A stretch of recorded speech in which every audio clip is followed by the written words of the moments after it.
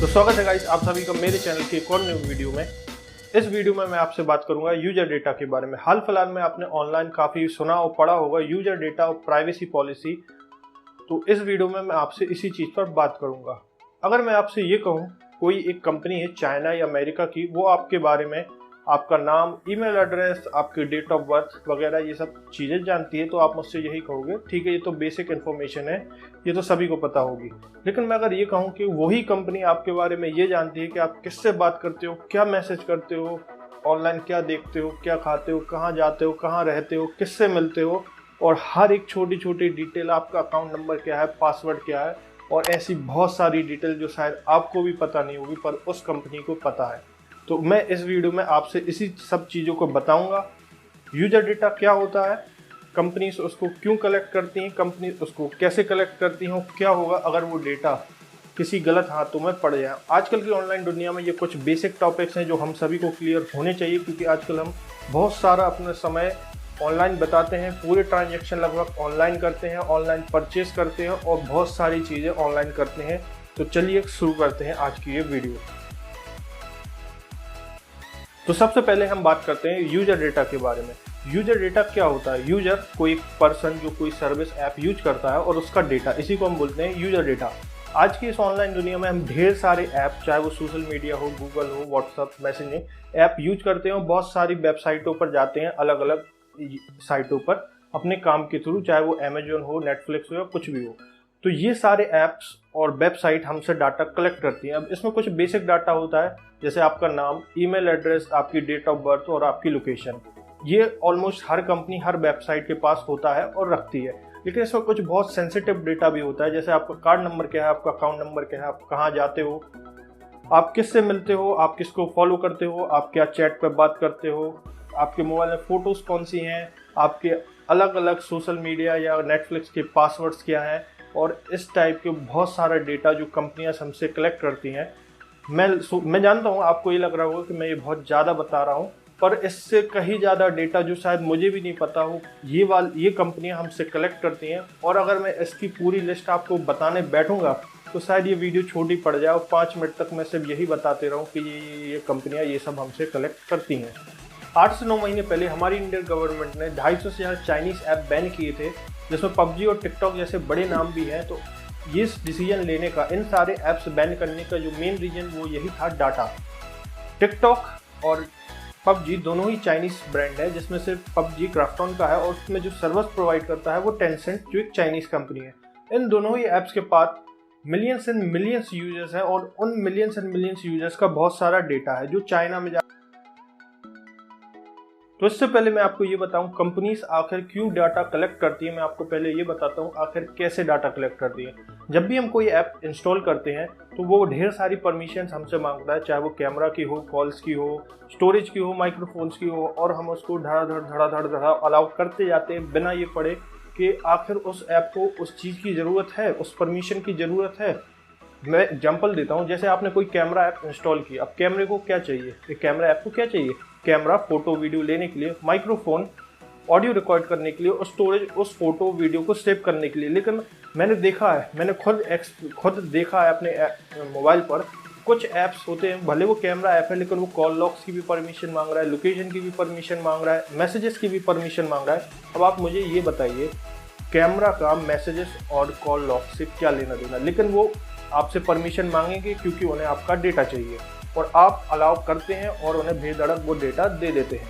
अब मैं ऐसा नहीं कह रहा हूँ कि सारे ही ऐप ऐसा करते हैं। जो अच्छे ऐप होते हैं, जैसे गूगल के और बड़े बड़ी कंपनियों के जो ऐप होते हैं, वो आज से सिर्फ लिमिटेड डेटा लेते हैं और उतना ही डेटा लेते हैं जितना उन्हें चाहिए होता है और जितना उनकी ज़रूरत होती है। पर जो टेढ़े मेढ़े फालतू ऐप जो भरे पड़े हैं प्ले स्टोर पे, वो सिर्फ इसीलिए है ताकि वो आप उनको इंस्टॉल करें और उनसे वो कंपनी ऐप के थ्रू आपसे ढेर सारा डाटा ले ले। और यही वो ऐप है जो आपसे फालतू के परमिशन मांगते हैं, जैसे फ़ोन लॉग और मैसेजेस।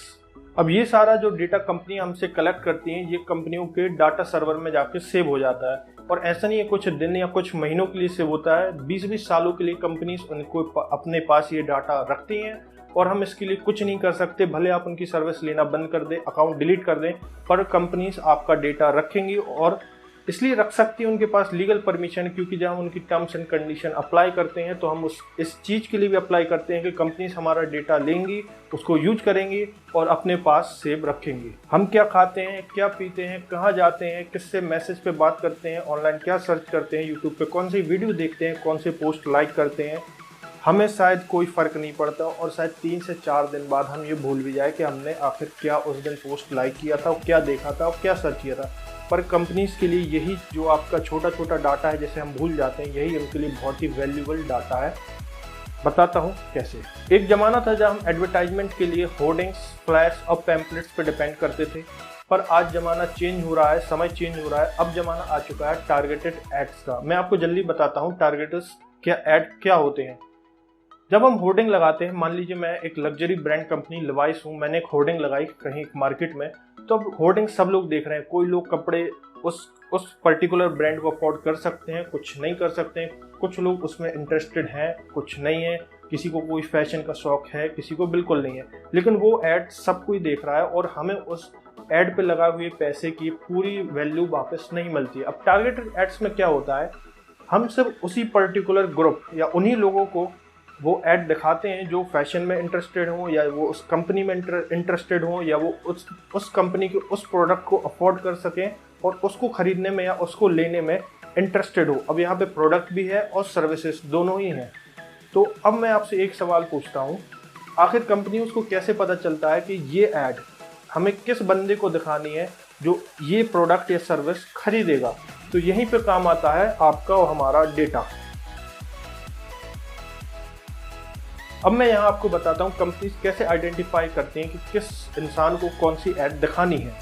तो यहाँ पर जो फेसबुक, गूगल और इंस्टाग्राम और बहुत सारी कंपनियाँ वो हमें कंटिन्यू हमसे डाटा लेती हैं और हमें ट्रैक करती हैं कि हम ऑनलाइन क्या देख रहे हैं, क्या यूट्यूब पर वीडियो देख रहे हैं, या क्या सर्च कर रहे हैं, क्या कुछ ऑर्डर कर रहे हैं, क्या खरीद रहे हैं। ठीक है, कंटिन्यू वो हमसे डाटा लेती रहती हैं और अपने डाटाबेस में सेव करती रहती है, जिससे एक हमारा प्रोफाइल बनता रहता है। और जैसे जैसे उसमें डाटा और ऐड होता रहता है तो वो प्रोफाइल कंप्लीट होता रहता है और बढ़ता रहता है, जिससे कंपनियों को ये पता चलता है कि ये इंसान किस टाइप का इंसान है, क्या खाता है, कितना इसका मंथली बजट होता है, ये कितना ऑनलाइन एक्सपेंस करता है, कौन सी चीज़ें पसंद करता है, ऑनलाइन क्या खरीदता है, किस टाइप की वीडियो देखता है। तो कंपनी को इससे उस बंदे के बारे में, उसकी लाइक्स, डिसलाइक्स, क्या चीज़ें वो खाएगा, पसंद करेगा, ये चीज़ पता चलती है। इसी से वो डिसाइड करती हैं कि किसको क्या ऐड दिखानी है।